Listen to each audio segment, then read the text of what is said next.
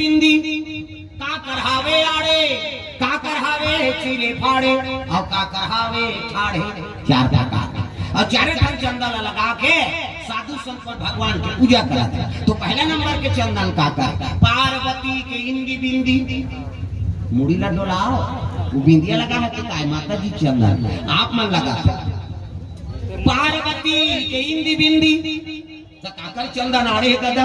शंकर जी के आड़े शिव जी मस्तक पे त्रिपुण चंदन लगते हैं। इससे एक मुखराख लगा और कनपट के जात में बोथ जा आड़े हो गए। पार्वती के इंदी बिंदी शंकर जी के आड़े काका चंदन चिरे फाड़े वाले दादा रामचंद्र के चिरे फाड़े दिखा तुम पसीना को आगे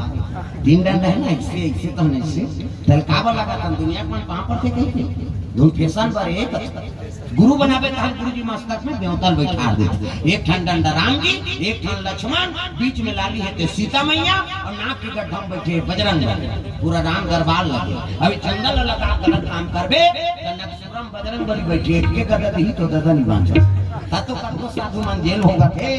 चंदन लगाए बंधन के घर की गाड़ी गंजन। पार्वती के इंदी बिंदी शंकर जी के आड़े रामचंद्र के चिरे फाड़े काकर चंदन ठाड़े दादा कबीर दास के ठाड़े कबीर हम देखो ठीक ना अपने शरीर ही चिट्ठी जात जा